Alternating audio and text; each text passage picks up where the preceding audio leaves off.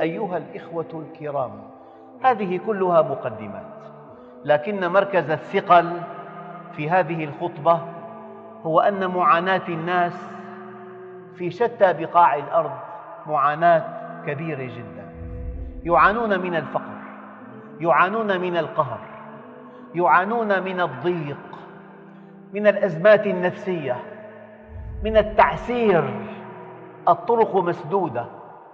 آية واحدة، وأنا أعني ما أقول، وأتمنى على الله أن تكون هذه الآية واضحة عندكم جميعا، بل أن تكون منهجا لكم. قال تعالى: ومن يتق الله يجعل له مخرجا. ماذا تعني الآية؟ تعني الآية أن الأبواب كلها مغلقة. متى تقول أين المخرج؟ إن رأيت الأبواب كلها مغلقة. أحيانا يطرق باب العمل فيسد في وجهه، يطرق باب الزواج يسد في وجهه، يطرق باب شراء البيت يسد في وجهه. يقول: ماذا أعمل؟ متى يقول الإنسان ما المخرج؟ حينما تستحكم الحلقات. نزلت فلما استحكمت حلقاتها. حينما تسد المنافذ، حينما يضيع الأمل، حينما يقع الإنسان في الإحباط، حينما يقترب من اليأس. ومن يتق الله يجعل له مخرجا. الآية أيها الإخوة آية جامعة مانعة، لعلها في سياقها هي في سورة الطلاق: من يتق الله في تطليق زوجته يجعل الله له مخرجا إلى إرجاعها. طلقها طلقة واحدة وفق السنة. بعد يومين خف غضبه وشعر بحاجة إليها، ورأى أن الأمر لا يستدعي ذلك. بعد أيام راجعها فعادت إليه بلا عقد وبلا أي شيء، يكفي أن يقول لها: راجعتك، فهي له. فمن يتق الله في تطليق زوجته يجعل الله له مخرجا إلى إرجاعها. هذا المعنى السياقي. لكن عظمة القرآن الكريم أنك إذا نزعت آية من سياقها منهج كامل. من يتق الله في اختيار زوجته يجعل الله له مخرجا من الشقاء الزوجي. من يتق الله في تربية أولاده يجعل الله له مخرجا من عقوقهم. من يتق الله في كسب ماله يجعل الله له مخرجا من إتلاف المال وضياعه. من يتق الله في توحيده يجعل الله له مخرجا من الشرك. من يتق الله في علاقاته المهنية يجعل الله له مخرجا من الإحباط في عمله. آية لا تنتهي، ولكن الذي ألح عليه القسم الثاني منها: ومن يتق الله يجعل له مخرجا ويرزقه من حيث لا يحتسب. هذا كلام خالق الأكوان، هذا كلام رب العالمين، هذا الكلام مطبق في كل زمان ومكان، رغم أنف كل الظروف وكل الأوضاع المعيشية السيئة وكل الأبواب المسدودة. حدثني أحد علماء دمشق، جاءه شاب لا عمل ولا شهادة ولا يملك شيء، واقترب من 28 وما في أمل لزواجه، وما في أمل ولا أن يسكن غرفة في رأس الجبل. قال له هذا العالم: اتق الله. قال له: هذه الكلمة لا تعني شيئا الآن، أين أصرفها؟ قال له: هذا الذي عندي، اتق الله. يبدو أن هذا الشاب فهم هذه الكلمة بأبعادها البعيدة. هو يعمل موظف في محل تجاري، بدأ يعمل وكأن المحل له، ضبط وقته بالدقائق. إن ذهب إلى الصلاة 8 دقائق فقط. اعتنى بالزبائن عناية مذهلة. يعني هو صدق هذا العالم، أنا سأتقي الله، بس ما في أمل، لا بيت ولا زواج، والمعاش ما بيكفي 5 أيام. قال له اتق الله. يقول لي هذا الأخ الكريم العالم، قال لي بعد 2 جاءني رجل بثياب حسنة ودعاني إلى بيته لأزوره في أرقى أحياء دمشق. قال له من أنت؟ نسي، واحد إلا منا بيلتقي باليوم مع 50 شخص. قال له أنا الذي جئتك قبل 2 وقلت لك كلمة اتق الله أين تصرف؟ أنا الآن متزوج وعندي بيت في أرقى أحياء دمشق. قال له ما القصة؟ قال له والله صاحب العمل لما رأى هذه الاستقامة وهذا الصدق وهذا الدوام الصارم وهذه العناية الفائقة بالزبائن، اشترى بيت فخم ولم يخبرني. قال لي كل ما أراد أن يكسو هذا البيت تعال اختر البلاط، أنا أثق بذوقك. ما قال له لك البيت، بعد ما انتهى هذا البيت لك وبنتي رشحتها لك زوجة، اذهب وانظر إليها. أخواننا الكرام، والله ثم والله ثم والله بأصعب الظروف بأشد الحالات ومن يتق الله يجعل له مخرجا ويرزقه من حيث لا يحتسب. والله عندي مئات القصص. اتق الله، لأنه الله عز وجل أمرك بيده، ما سلمك لأحد.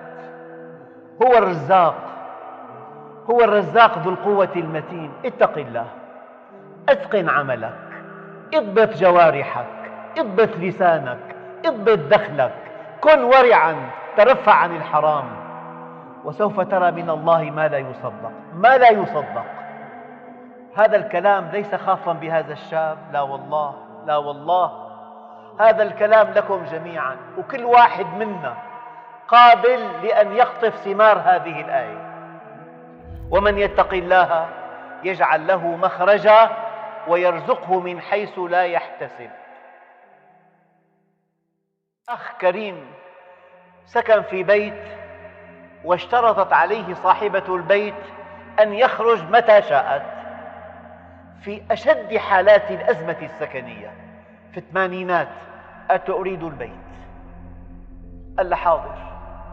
أعطته مهلة 2 المحامي الذي سطر له التعهد بإخلاء البيت بعد 2 بعد أن وقع قال له أنت مجنون، أنت أصبحت في الطريق وأنت مستأجر ولك حق سرمدي بالنظام القديم طبعا. قال له أنا توكلت على الله. القصة طويلة والله يا أخوان. والله رزقه الله بيتا ليس من المعقول أن يسكنه بدخله الذي، لكن ترك البيت لله. ومن يتق الله يجعل له مخرجا ويرزقه من حيث لا يحتسب. مستحيل وألف ألف ألف ألف مستحيل أن تطيعه وتخسر، ومستحيل وألف ألف ألف مستحيل أن تعصيه وتربح. مستحيل وألف ألف مستحيل أن تطيعه وتذل، ومستحيل وألف ألف مستحيل أن تعصيه وتعز. تعز إلى حين، ثم تأتي ضربة الساطور. أيها الإخوة الكرام، من ابتغى أمرا بمعصية كان أبعد مما رجا وأقرب مما اتقى. يعني أكثر أزمة أو أشد الأزمات الآن يقول لك ما في شغل، بلا عمل، بلا بيت، مالي متزوج، بلا عمل، بلا بيت، مالي متزوج. أنا أخاطب الشباب، أقسم لكم بالله زوال الكون أهون على الله من أن يأتي شاب ويستقيم على أمر الله تماما، ضبط جوارحه، ضبط لسانه، ضبط عينه، ضبط أذنه، ضبط يده، ضبط رجله، ما مشى إلا إلى طاعة، ثم لا يجد من الله ما لا يصدق. ما لا يصدق.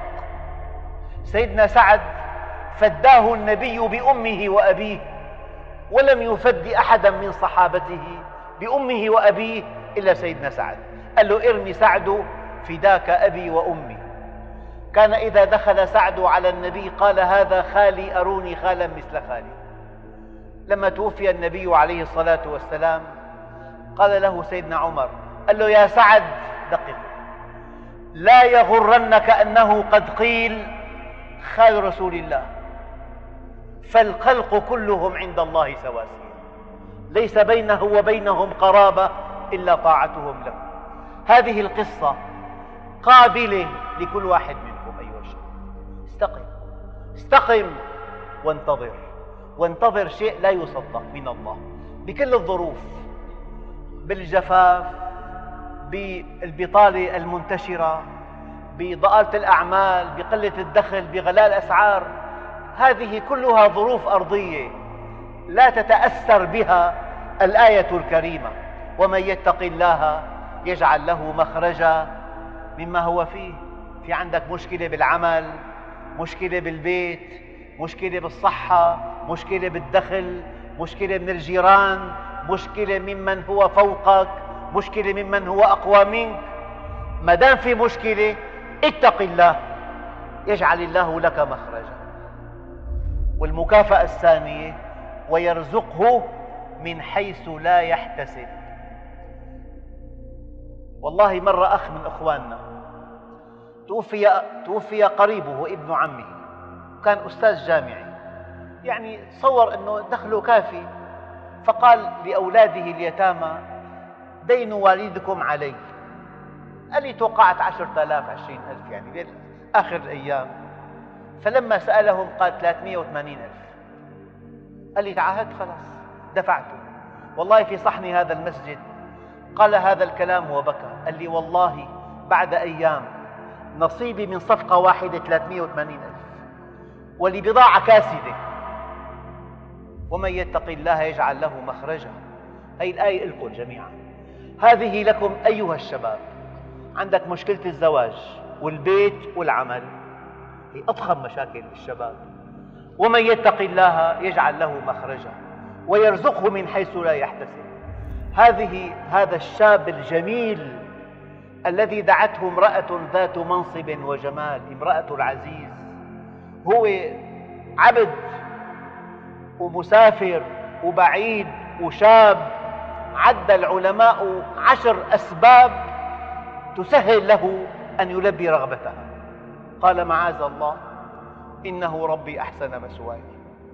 فلما صار عزيز مصر قالت جارية في القصر: سبحان من جعل العبيد ملوكا بطاعته. ومن يتق الله يجعل له مخرجا ويرزقه من حيث لا يحتسب. لذلك يقول عليه الصلاة والسلام: إني لأعلم آية لو أخذ الناس بها لكفتهم. ثم تلا هذه الآية: ومن يتق الله يجعل له مخرجا ويرزقه من حيث لا يحتسب. اتق الله، استقم تماما، اضبط لسانك تماما، لا غيبة ولا نميمة ولا بهتان ولا محاكاة ولا تقليد ولا كذب ولا تدليس. اضبط عينك، غض بصرك عن محاسن النساء حتى يهبك الله زوجة صالحة. أنا أخاطب الشباب: تسرك إن نظرت إليها، وتحفظك إذا غبت عنها، وتطيعك إن أمرتها، وهي حسنة الدنيا. ربنا آتنا في الدنيا حسنة وفي الآخرة حسنة. تعفف عن الحرام حتى ترزق رزقا حلالا طيبا. وما ترك عبد شيئا لله إلا عوضه الله خيرا منه في دينه ودنياه. والله أخ من إخواننا أقسم لي بالله أصبح دخله صفرا، عنده معمل بسيط للسريات، ما في بيع إطلاقا. أقسم لي بالله ما معه ثمن ترسيم سيارته. جاءه عرض الأرباح قريب 1 ملايين أراجيل. بحث عني وجدني في أحد مساجد دمشق ألقي درس. فلما انتهيت قال لي: جاء الفرج. قلت له: ما الفرج؟ قال لي: والله صفقة للأراجيل. قلت له أنت ما ترى في الدخان اصفر لونه مسلم، مبين بداية الرفض. قلت له والله ما في فتوى، الدخان حرام، وهي النفس الأرجيلة 16 سيجارة، وقوة تأثيرها وأضرارها. همد أقسم لي بالله بعد 20 يوم جاءته صفقة ثريات والأرباح مضاعفة وحلت مشكلته. والله أخ صاحب معمل، إجا إنسان طلب تصنيع شيء لشيء محرم، هو الشيء ممكن يباع من دون ما يعرف محرم، قال له هي من أجل كذا، شيء محرم، قال له بعتذر. فنشأت مشكلة كبيرة، يعني صاحب المعمل الأب مع إنجاز الصفقة، الابن رفض، قال له بطردك، قال له اطرد، بيشتغل بياع صحون بالحميدية. بعدين الأب راعى الأمر ما عاد، أقسم بالله جاءته صفقة أرباحها بالملايين بعد 22 يوم. ما ترك عبد شيئا لله إلا عوضه الله خيرا منه. أنت عم تعامل إله، عم تعامل خالق السماوات والأرض، عم تعامل الرزاق القدير الغني السميع البصير العليم. لا تزهد بعلاقتك بالله.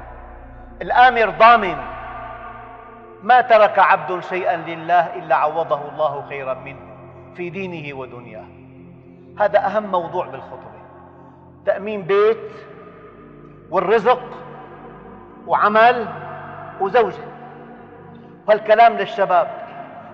ومن يتق الله يجعل له مخرجا ويرزقه من حيث لا يحتسب. ومن يتق الله يجعل له مخرجا ويرزقه من حيث لا يحتسب.